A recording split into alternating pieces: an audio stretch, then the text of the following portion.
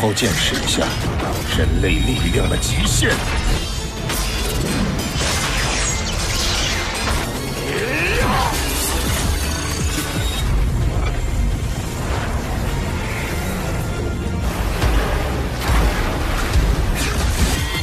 神枪灭世！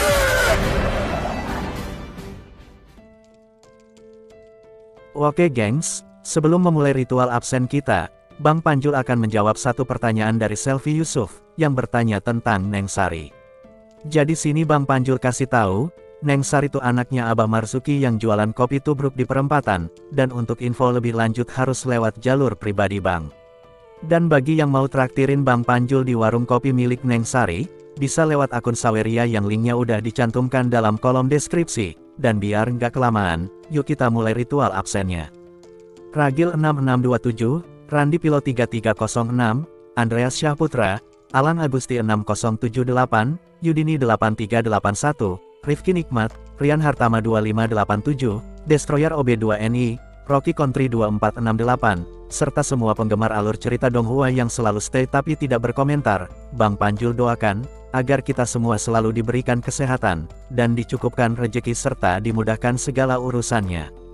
Di mana pada pembahasan kali ini, Bang Panjul akan kembali mendongengkan pada kalian, spoiler, atau bocoran Donghua Swallowed Star, part 206, yang dimana pembahasan part 206 ini, Hong akan melawan seorang pejuang wanita yang telah memasuki gerbang hukum asal muasal air, serta munculnya sosok aki-aki tua, yang sangat berkuasa, yang saat itu memperhatikan dengan detail setiap gerakan serangan, ataupun pemblokiran yang dilakukan oleh Hong.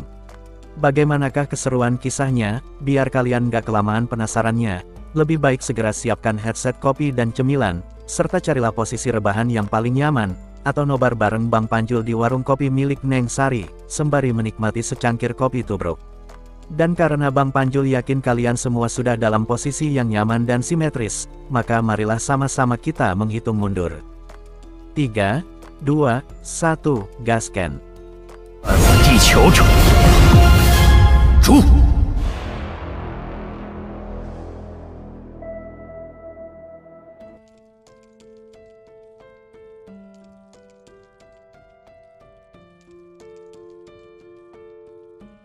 Pada part sebelumnya sudah diceritakan, saat dimana Neng Sari mulai menghitung mundur, tanda akan dimulainya kompetisi pertempuran arena, yang diikuti oleh 100 peserta, dan akan saling bantai satu sama lainnya. Yang dimana dalam grup pertama ini, terdapat seorang pejuang bernama Nabini, yang berasal dari tanah suci Gunung Naga Hitam. Saat itu, saat Neng Sari telah selesai menghitung mundur, seketika, 100 pejuang arena pun melesat dengan cepat, sembari melepaskan domain masing-masing, sehingga membuat seluruh aula diselimuti gelombang energi warna-warni yang berputar-putar, serta dentuman-dentuman logam yang bertabrakan, saat 100 pejuang itu mulai saling bertukar pukulan.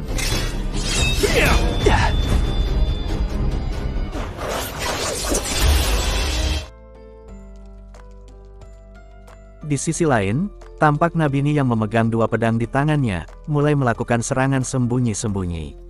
Melihat hal itu, Dewa Petir yang mengamati dari bangku penonton pun berkata, "Nabini, orang ini benar-benar licik, mengambil kesempatan dan menyerang saat pejuang lain sedang berusaha mati-matian untuk memblokir serangan musuh."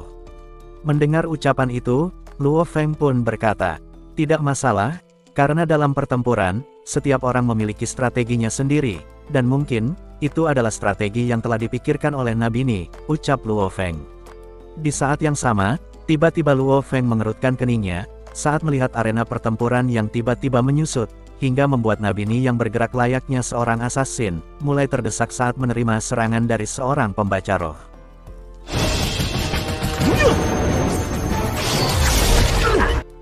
Saat itu, saat Nabini sedang berusaha keras untuk memblokir serangan dari seseorang pembaca roh, tiba-tiba dari kejauhan, seorang pembaca roh lainnya mengendalikan senjata roh miliknya, yang mengarah lurus ke arah Nabini.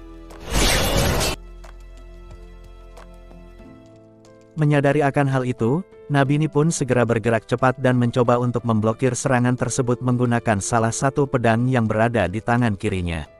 Namun, akibat kekuatan serangan yang begitu dahsyat, hingga membuat pedang miliknya itu seketika terpental, dan senjata roh tersebut pun berhasil melesat lurus dan menembus dahinya, yang otomatis, kejadian ini membuat Nabini tewas dan tersingkir. Melihat hal itu, Dewa Petir hanya bisa menggelengkan kepala. Di sela itu Hong berkata, dari 100 peserta, kekuatan Nabini termasuk yang terendah, dan sepertinya, satu-satunya alasan mengapa dia bisa bertahan melewati kompetisi eliminasi, dikarenakan kepintaran dan kelicikannya ini.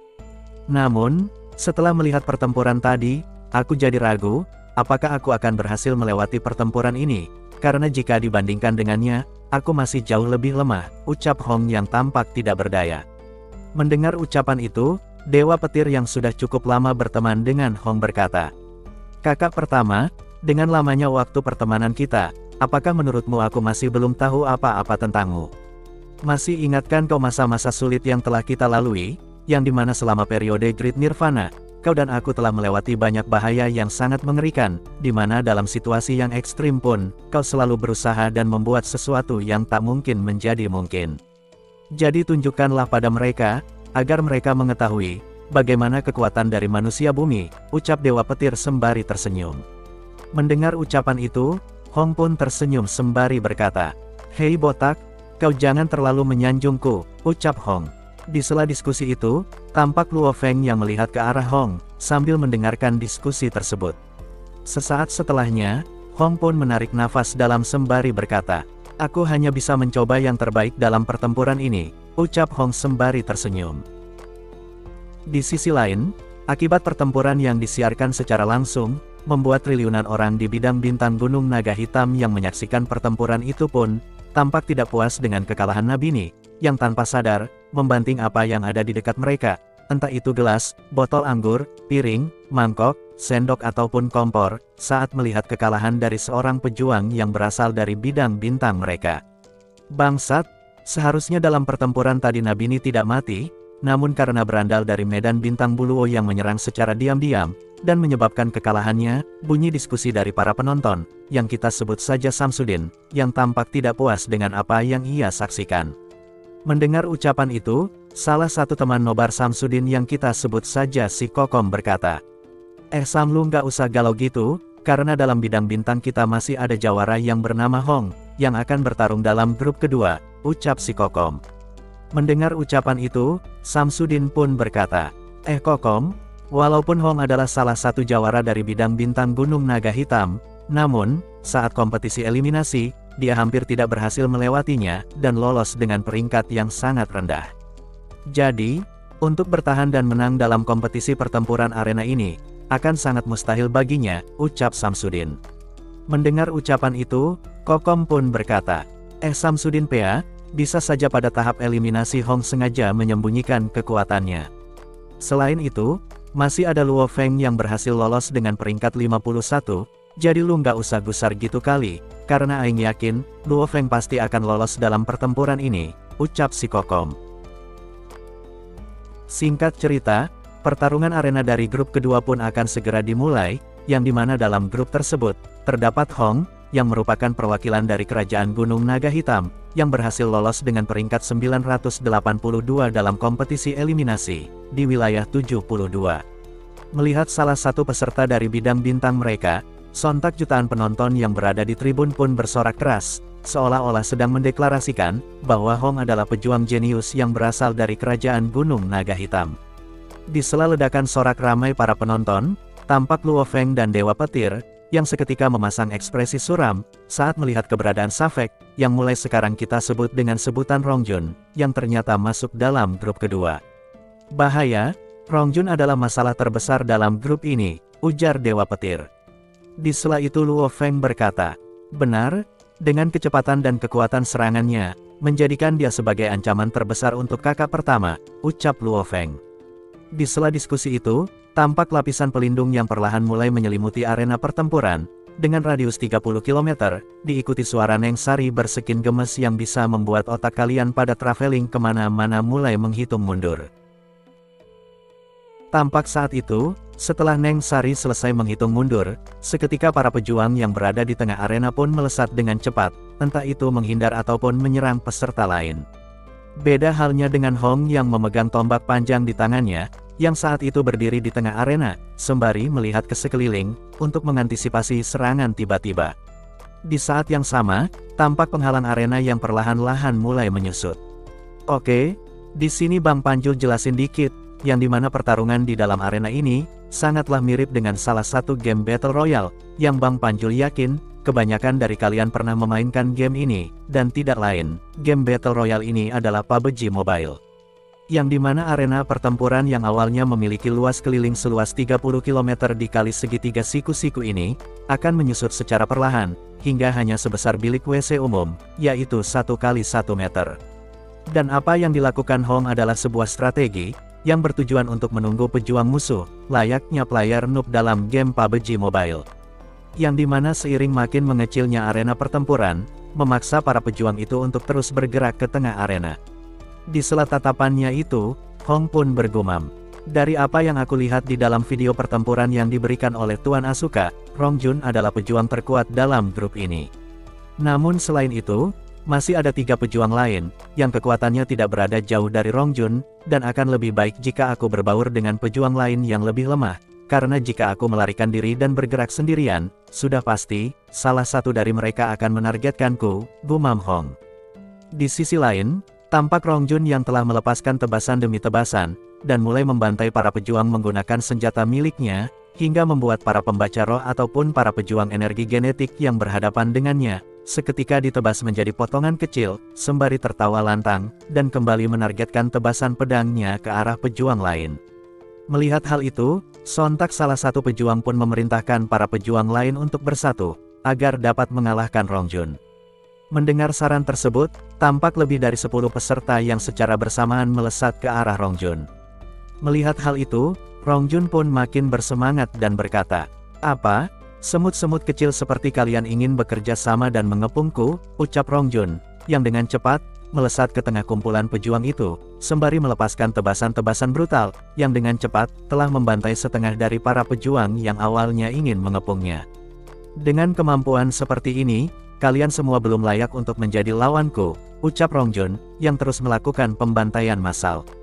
Di sisi lain arena, tampak seorang pejuang wanita mengenakan armor, yang bergerak dengan brutal dan membantai satu persatu peserta, dengan aura yang dipenuhi dengan niat membunuh. Di saat yang sama, tampak Hong yang dikelilingi para pejuang musuh, mulai mengayunkan tombaknya dengan lihai, baik untuk menyerang, ataupun memblokir serangan musuh. Melihat kelincahan Hong dalam teknik memainkan tombak, spontan hal itu telah menarik perhatian si pejuang wanita, yang saat itu masih terus melakukan pembantaian pun bergumam.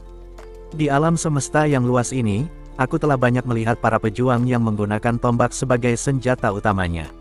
Namun, tombak yang mereka gunakan sangatlah keras dan kokoh, berbeda dengan peserta yang satu ini, yang gerakan tombaknya terlihat sangat elastis dan menari-nari layaknya seekor ular, gumam si pejuang wanita, yang tiba-tiba menggenggam erat kedua pedangnya, dan segera melesat lurus ke arah Hong. Merasakan serangan yang mengarah ke arahnya, Hong yang telah mengetahui informasi tentang si wanita melalui video yang diberikan Tuan Asuka pun, seketika terkejut, karena faktanya dalam grup tersebut, selain Rongjun, juga ada wanita tersebut, yang merupakan salah satu peserta terkuat kedua. Hong yang awalnya berusaha sebisa mungkin untuk tidak bertarung dengan pejuang kuat itu pun, dengan terpaksa melakukan perlawanan, dan dengan cepat memutar tombaknya untuk memblokir serangan dari si wanita, hingga menimbulkan dentuman yang sangat keras, akibat tabrakan dari dua kekuatan.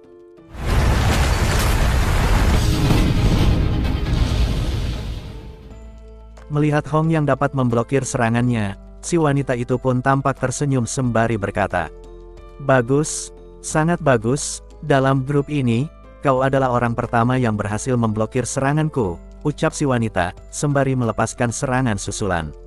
Melihat serangan itu, Hong pun tak tinggal diam, dan segera mengayunkan tombaknya ke arah wanita tersebut.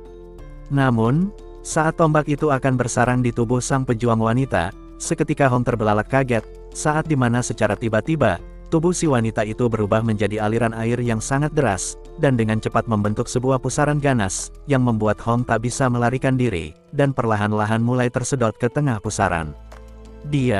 Ternyata dia adalah pejuang yang telah memahami hukum asal-muasal air, gumam Hong, yang kembali mengingat kebudayaan Tiongkok.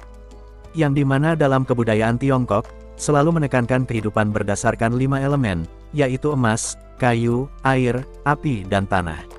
Yang walaupun Hong sendiri telah memiliki domain, namun tidak bisa disangkal, kekurangan Hong saat ini adalah, dia sama sekali tidak memiliki pemahaman tentang hukum asal-muasal, dan itu adalah satu-satunya kerugian fatal, saat berhadapan dengan seorang pejuang yang telah melangkah memasuki gerbang asal-muasal.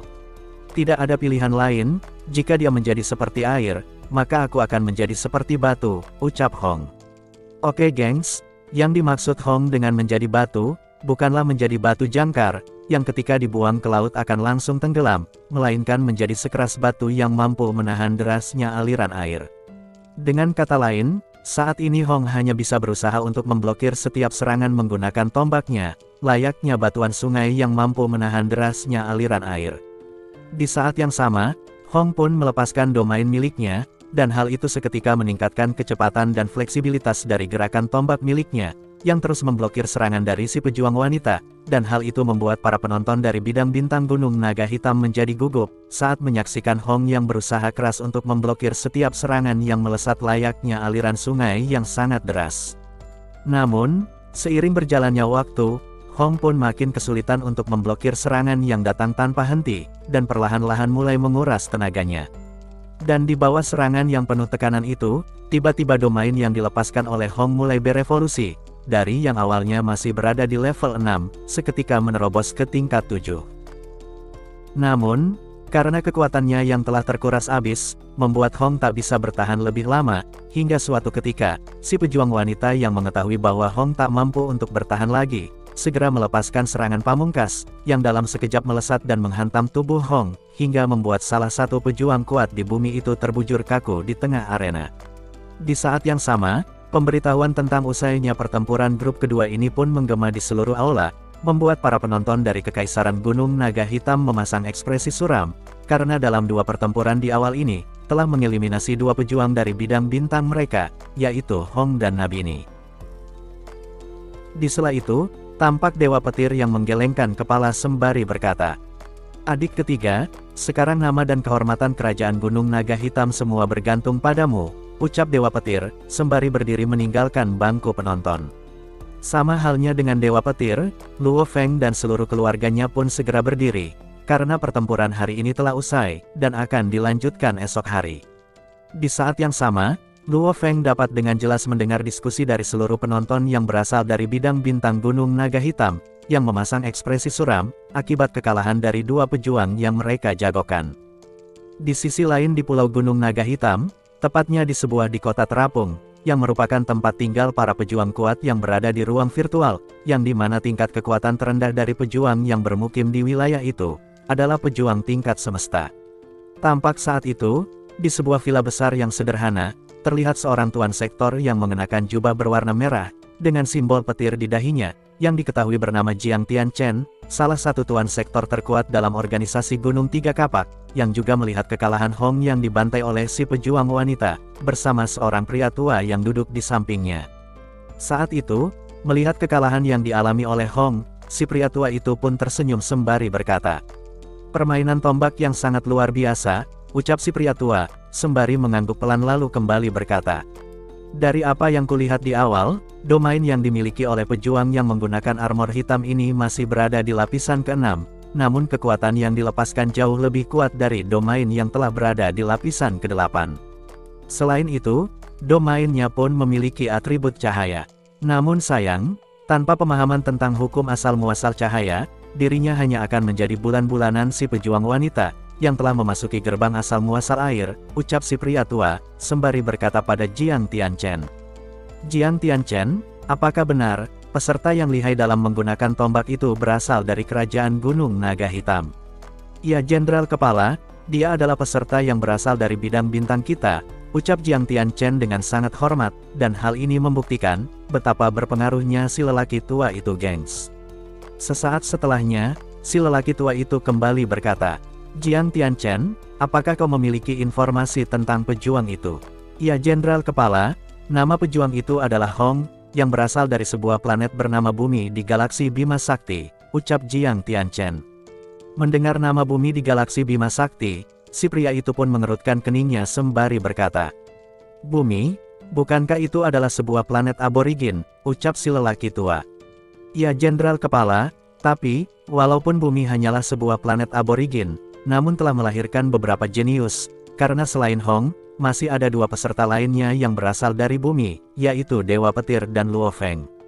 Namun sayang, dalam kompetisi kualifikasi, Dewa Petir telah tereliminasi, dan hanya menyisakan Luo Feng, yang merupakan peserta paling menonjol dari bidang bintang Gunung Naga Hitam kita. Selain itu, Luo Feng juga memiliki hubungan yang sangat baik dengan Ming Yu, ucap Jiang Tianchen. Mendengar ucapan itu, si pria tua pun tampak terkejut dan berkata, "Apa? Ada seorang peserta lain dari bidang bintang kita, yang kekuatannya jauh melebihi Hong." "Ya Jenderal Kepala," sahut Jiang Tianchen lalu kembali berkata, "Awalnya saat kompetisi eliminasi, Dewa Petir berada pada peringkat 5128, dan Hong berhasil lolos dengan peringkat 982, sedangkan Luo Feng berhasil lolos dan menempati peringkat 51, ucap Jiang Tianchen. Mendengar itu, si pria tua itu pun mengangguk pelan, sembari melihat cuplikan video, yang menampilkan kekalahan Hong, tepatnya saat si pejuang wanita tadi melepaskan serangan pamungkas yang melesat tanpa henti, membuat Hong tak mampu untuk menahannya. Melihat cuplikan itu, si pria tua itu pun berkata, "Sungguh sangat disayangkan, karena perbedaan kekuatan, serta kurangnya pemahaman tentang hukum asal-muasal cahaya, membuatnya terbunuh dan kalah," ucap si pria tua, yang membuat Jiang Tianchen seketika terkejut. Karena pada dasarnya, si pria tua ini sangatlah jarang untuk berbicara, apalagi sampai mengomentari seorang pejuang kecil seperti Hong, dan hal itu telah membuktikan betapa pedulinya si pria tua tersebut terhadap apa yang dialami oleh Hong. Dan diketahui, si pria tua itu adalah seseorang yang dijuluki dengan sebutan Luo, salah satu pendiri dari organisasi Gunung Tiga Kapak, dan juga merupakan seseorang yang sangat disegani. Bahkan di Kekaisaran Ganwu pun, nama Luo sudah cukup untuk membuat jutaan tuan sektor di kekaisaran itu berdigik ketakutan. Dan untuk pembahasan lengkap tentang si Abah Luo, serta pertarungan epik dalam grup Luo Feng, akan Bang Panjul paparkan secara lengkap, dalam pembahasan spoiler Swallowed Star, part 207, karena ini adalah akhir dari perjumpaan kita. Akhir kata, Panjul di sini pamit, dan see you next video. 出